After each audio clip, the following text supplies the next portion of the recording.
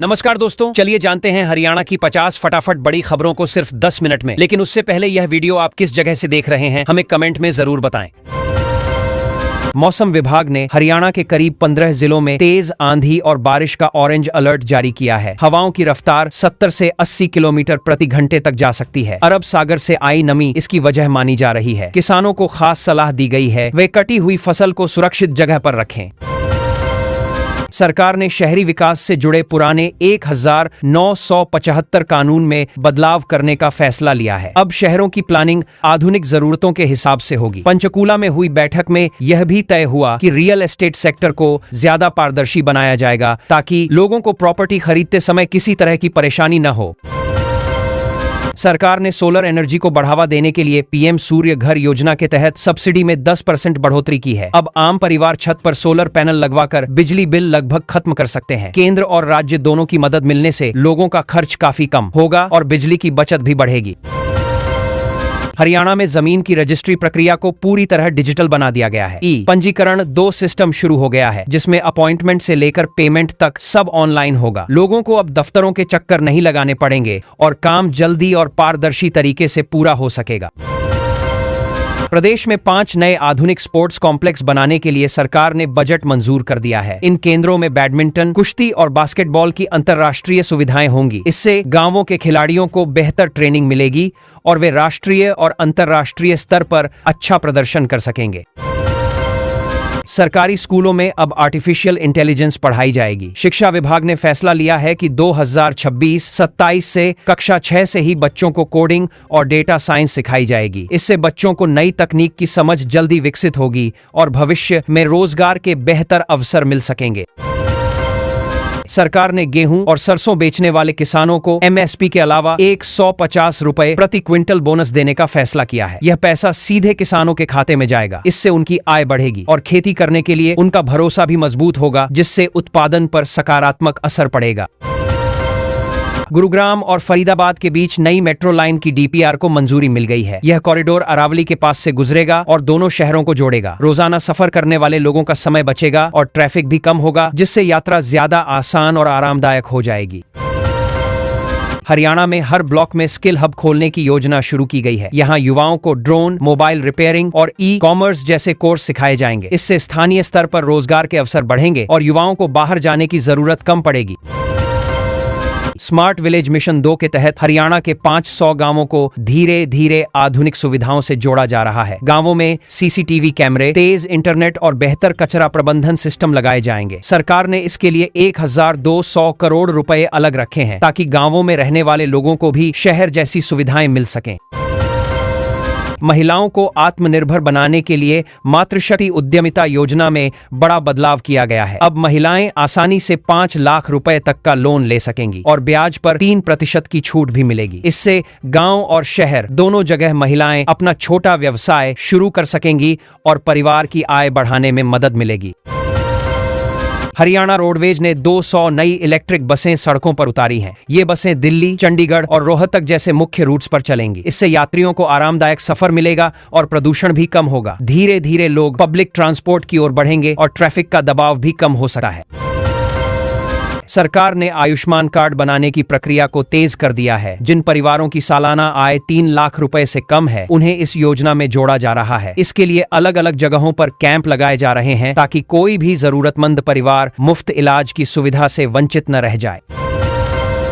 पश्चिमी यमुना नहर के सुधार का काम शुरू हो गया है, जिस पर करीब 450 करोड़ रुपए खर्च किए जाएंगे। नहर को पक्का किया जाएगा और नई तकनीक वाले सेंसर लगाए जाएंगे। इससे पानी की बर्बादी कम होगी और हर खेत तक सही मात्रा में पानी पहुंच सकेगा, जिससे किसानों को सिंचाई में काफी सहूलियत मिलेगी।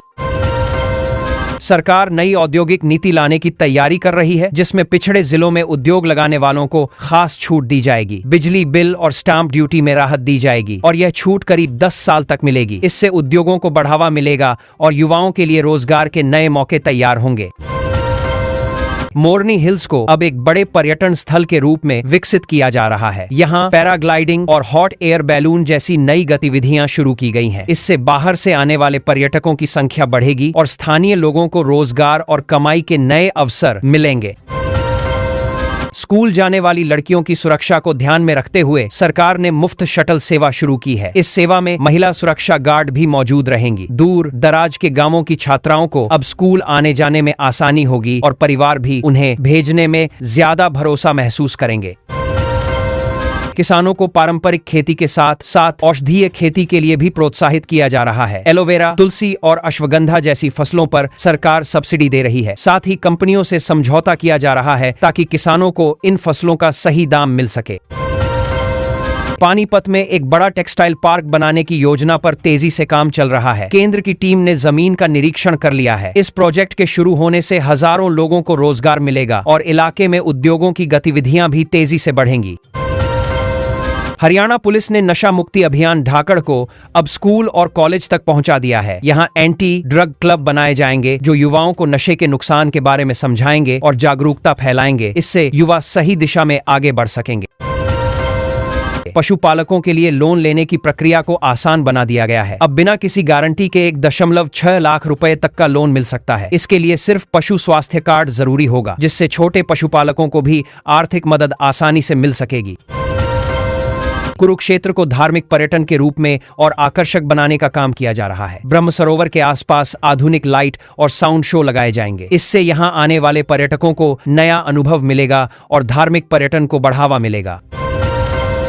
निरोगी हरियाणा योजना के तहत राज्य के अस्पतालों में मुफ्त जांच शिविर लगाए जा रहे हैं। इन शिविरों में दिल और डायबिटीज जैसी बीमारियों की जांच और दवा दी जा रही है। इससे लोगों को समय रहते बीमारी का पता चल सकेगा और इलाज आसान होगा। स्वच्छ सर्वेक्षण को ध्यान में रखते हुए शहरों में कचरा अलग अलग करने का नियम सख्ती से लागू किया जा रहा है। गुरुग्राम और फरीदाबाद जैसे शहरों को टॉप रैंक में लाने की तैयारी चल रही है, जिससे साफ सफाई के प्रति लोगों की जागरूकता भी बढ़ेगी। गुरुग्राम से रेवाड़ी तक मेट्रो कॉरिडोर को मंजूरी मिल गई है। अब इसकी जमीन अधिग्रहण प्रक्रिया जल्द शुरू होगी। इससे धारूहेड़ा जैसे औद्योगिक इलाकों को सीधा कनेक्शन मिलेगा। रोज सफर करने वाले लोगों का समय बचेगा और ट्रैफिक का दबाव भी कम होगा, जिससे शहरों की कनेक्टिविटी मजबूत होगी।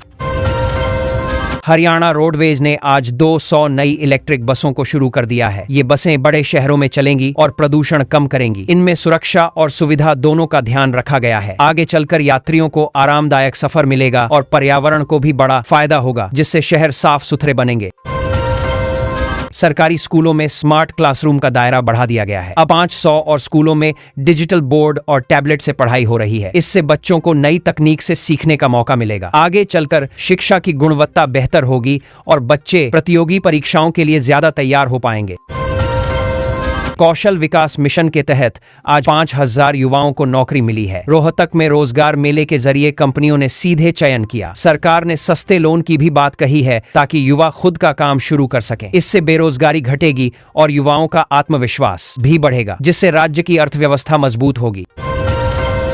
हरियाणा उदय पोर्टल पर आज 20 नई सेवाएं जोड़ दी गई हैं। अब लोग घर बैठे प्रमाण पत्र और राशन कार्ड से जुड़े काम कर सकते हैं। इससे सरकारी दफ्तरों की भीड़ कम होगी, लोगों का समय बचेगा और काम तेजी से होगा, जिससे व्यवस्था पारदर्शी और आसान बनेगी। डिजिटल डोर नंबरिंग का काम पूरे राज्य में पूरा हो गया है। अब हर घर को एक यूनिक आईडी मिल गई है, जिसे स्कैन किया जा सकता है। इससे सफाई, टैक्स और इमरजेंसी सेवाएं जल्दी पहुंचेंगी। आगे चलकर शहरों का मैनेजमेंट और बेहतर होगा और सुविधाएं समय पर मिलेंगी। खेलो हरियाणा प्रतियोगिता आज से शुरू हो गई है। पंचकुला में हजारों खिलाड़ी हिस्सा ले रहे हैं। सरकार ने पुरस्कार राशि भी बढ़ा दी है। इससे खिलाड़ियों को और मेहनत करने की प्रेरणा मिलेगी और राज्य में खेल का स्तर ऊपर जाएगा, जिससे भविष्य में बड़े खिलाड़ी निकलने की संभावना बढ़ेगी। पानीपत में नीरज चोपड़ा स्पोर्ट्स कॉम्प्लेक्स का काम तेजी से चल रहा है। अधिकारियों ने आज निरीक्षण किया और साल के अंत तक मुख्य सुविधाएं पूरी होने की उम्मीद जताई। यहां खिलाड़ियों को आधुनिक ट्रेनिंग मिलेगी, जिससे युवा बेहतर प्रदर्शन कर पाएंगे और अंतर्राष्ट्रीय स्तर पर पहचान बनाने के मौके बढ़ेंगे।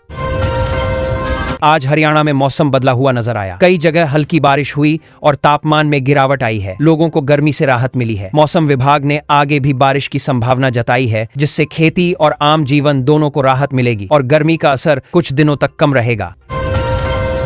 हरियाली उत्सव के तहत आज पूरे राज्य में 1 लाख पौधे लगाए गए हैं। इसमें स्कूल और पंचायतों की भी भागीदारी रही। सरकार चाहती है कि हर व्यक्ति पेड़ लगाए। इससे आने वाले समय में पर्यावरण बेहतर होगा और गर्मी व प्रदूषण की समस्या धीरे धीरे कम होने की उम्मीद है। आयुष्मान हरियाणा योजना में 15 नए अस्पताल जोड़े गए हैं। अब गरीब परिवारों को और जगहों पर मुफ्त इलाज मिलेगा। खासकर गंभीर बीमारियों के मरीजों को राहत मिलेगी। इससे इलाज के लिए दूर जाने की जरूरत कम होगी और स्वास्थ्य सेवाएं लोगों के करीब पहुंचेंगी।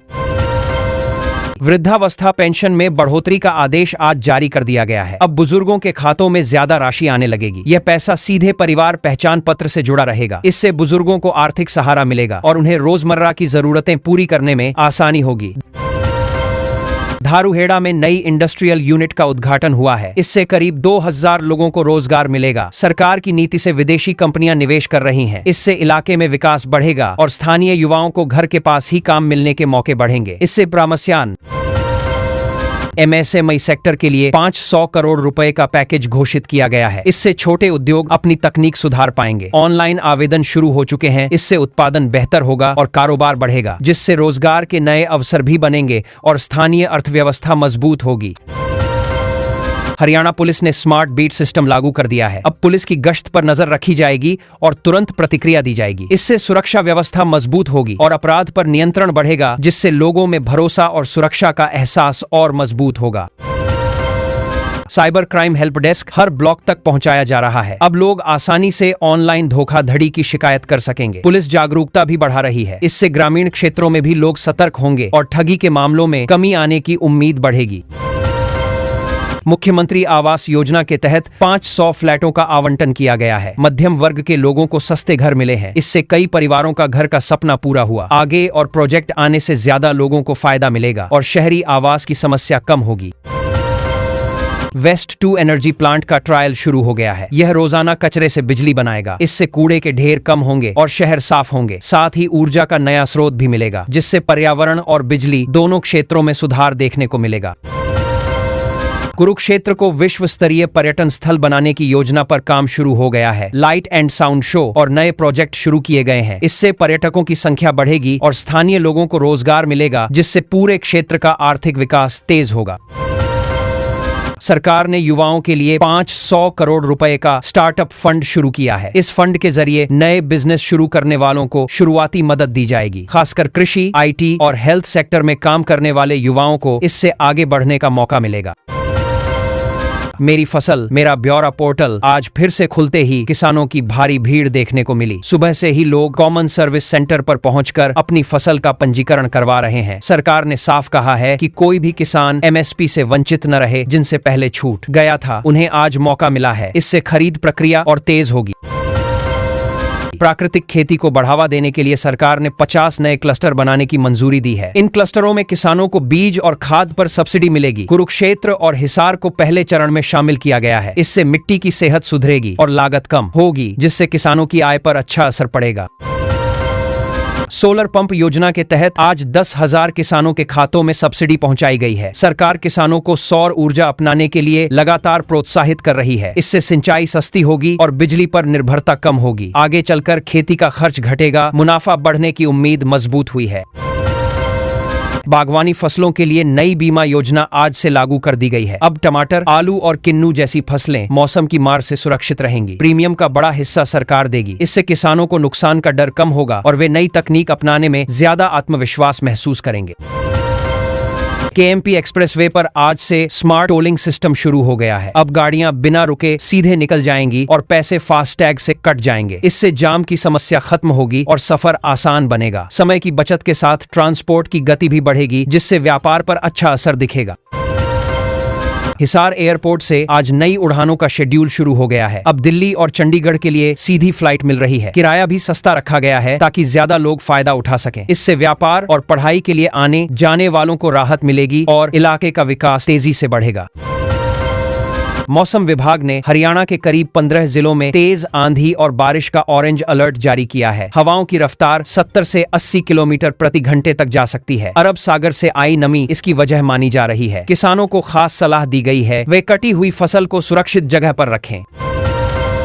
सरकार ने शहरी विकास से जुड़े पुराने 1975 कानून में बदलाव करने का फैसला लिया है। अब शहरों की प्लानिंग आधुनिक जरूरतों के हिसाब से होगी। पंचकूला में हुई बैठक में यह भी तय हुआ कि रियल एस्टेट सेक्टर को ज्यादा पारदर्शी बनाया जाएगा, ताकि लोगों को प्रॉपर्टी खरीदते समय किसी तरह की परेशानी न हो।